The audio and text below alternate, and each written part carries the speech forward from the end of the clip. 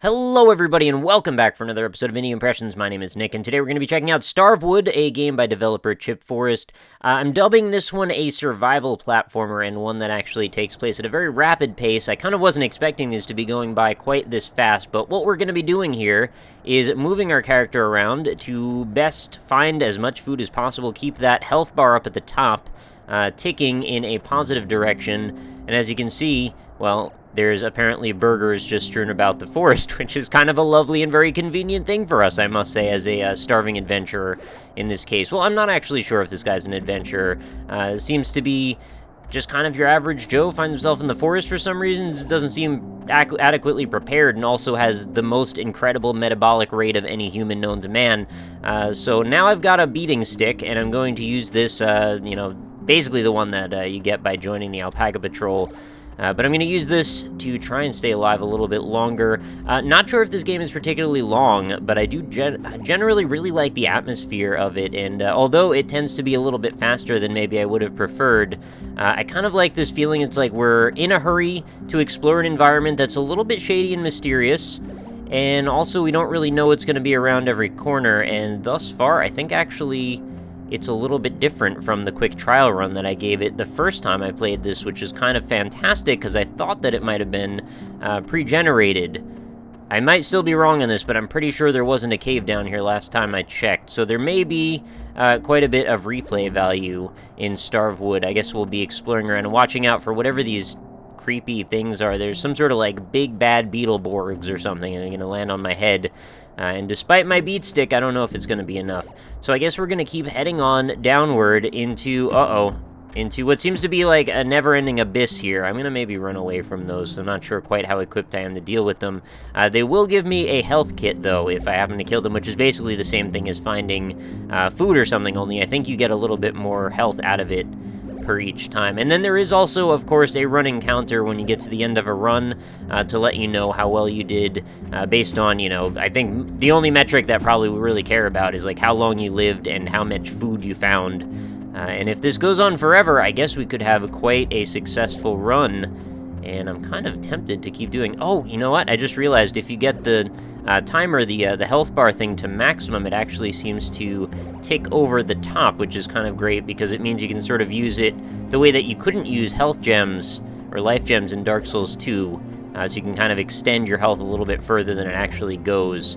I don't know if health is even the right word. It's your stamina, your life force, I suppose, which, I don't know, in some ways is health, but it just doesn't feel right to call it that. This is probably a bad scenario we find ourselves in, but killing several of these, whatever these hermit crab creatures seem to be, well, it yielded something, but I can't pick it up. Oh god, I think I found a glitch or something. I guess this is the run of indie games with glitches. I found one in the last game, and I guess I'm just gonna have to wait to die because they seem to be stuck in place. None of the buttons are working! That's really unfortunate. The game is very simple, though, in terms of the controls and everything, so it's kind of nice that you can just jump straight into it and you don't have to feel particularly confused by the fact that, well, all we're doing is up, down, left, right, and Z for attack. Maybe there's more buttons later on, and it would be kind of cool to see if maybe they introduce something like, I don't want to use the term climbing gloves, but like something that lets you scale certain walls, or, so like a mining pick maybe to break down certain things. There could be a whole Metroidvania element added to this, and it's kind of in my nature, I suppose, to add Metroidvania elements to just about every game that I've ever played. But I like them, man. That's what, it's one of my favorite things ever. So I just want to kind of wander around this area a little bit and see if maybe I could find where I went wrong, or maybe find a different path, or even see if 100% we're sure if this thing is different each time. I should probably have gone down that pit that I passed up, but I think what I'm going to do is go over the top first and pick up all this easy stuff, the grapes, the cocktails, the meat. I mean, this is like the kind of meat you would find in a wall in a nice, swanky Castlevania castle, but apparently, whoever's leaving the meat everywhere is also doing the same thing in the forest, so I greatly appreciate that. Maybe it's whoever hooks up the statues in Rogue Legacy. I'm not sure. It could be a whole number of different things. So I'm going down this pit here. Now all of a sudden it's starting to look similar like I saw it last time. Maybe I just confused myself the first time I did this. And then I continued to go left, and then that brought me down a big old pit that led me to a crossroad, which I think ended in, it was like a four-way stop or something like that. We're going to see in just a second here when I go down that pit. Or do I want to go down that pit? This seems like it's going further. Oh, okay. No, this looks like the same thing, so maybe I confused myself. I was really getting into the idea of this being a totally randomly generated area. Oh, yeah, okay, that's probably not what this is. But that's okay. It also still looks large enough that there's enough exploration to be had that this should still be entertaining. It's reminding me a little bit, too, of, like, the underground areas of A Boy and His Blob, in that there was, like, enough detail to it that it seemed like you were going somewhere, but also it was a little bit purposely labyrinthian, and a lot of the textures seem to repeat themselves, which I think serve just to kind of greatly reinforce the fact that you're, like, deep underground and you have no idea where you are. So, I mean, even if the textures are literally repeating, you could even make an argument that, like, they're also metaphorically repeating for the sake of the character or something like that. And also, if I haven't mentioned it yet, I may have already, but the ambience is quite good. The music in the background rather stirring, and definitely puts you in the mood for adventure. It's not necessarily overbearingly, you know, intense or anything. It's a little bit suspenseful, and I think that's probably the right framing for what we're doing here, which is, well, collecting chunks of meat off the ground in some sort of forest cave. I kind of like that it's a forest cave, too. And then these platforms sort of look a little bit like green moon cheese or something. So this is basically the exact same place that I found myself last time, and this is where I got stuck.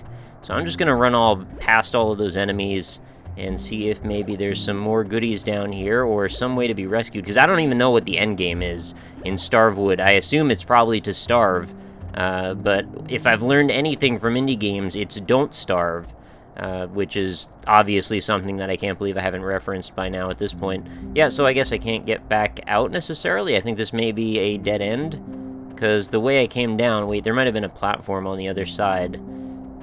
I'm just going to go check that out real quick. But I could totally see this being a really good framework for something to get developed into a very fully featured game with a much more simulatory experience based around it. I mean, just beyond the fact that, like, we're just picking up items of food, and that's basically the entire scope of the game. I could see there being a lot more to this.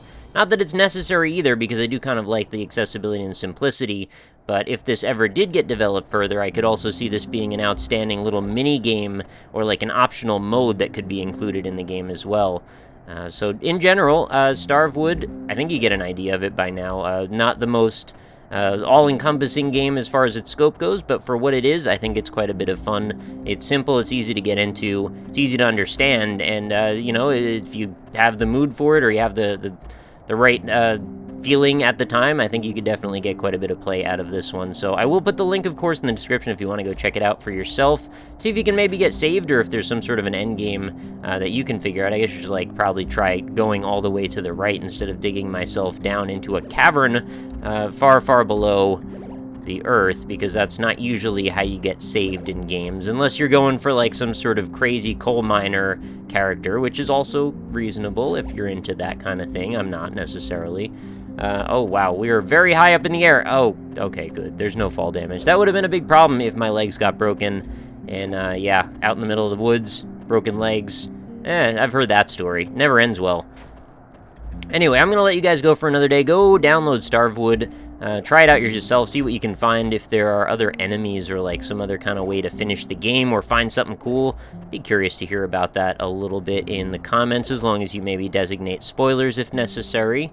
Also, I'll show you a little thing after the ending that you might find entertaining, because it's kind of in my nature to always go left when I start things, because I just like to subvert authority, you know, F the system and all that. So yeah, I'll include that in a second. But anyway, I'm gonna head out for the day. Oh, what was that? Did I take fall damage that time? He, like, did a little weird knee bend. Oh, I ducked, I guess. I went to go pick something up, but there was no item there. That's all that was.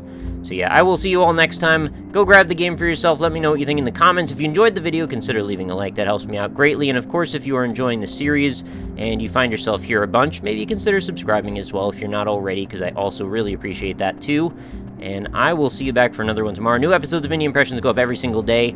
Check out the description for more links about me and how you can find more episodes of Indie Impressions, of course, because there are well over 750 of them at this point. So something for everyone, and lots of food to find in the woods. So I will see you tomorrow. Thank you again for watching, and have a fantastic night. Talk to you later.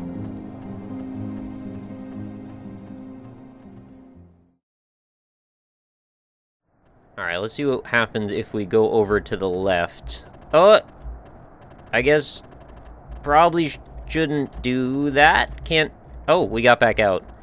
Alright, let's break it more. And, oh, we found the edge of the world.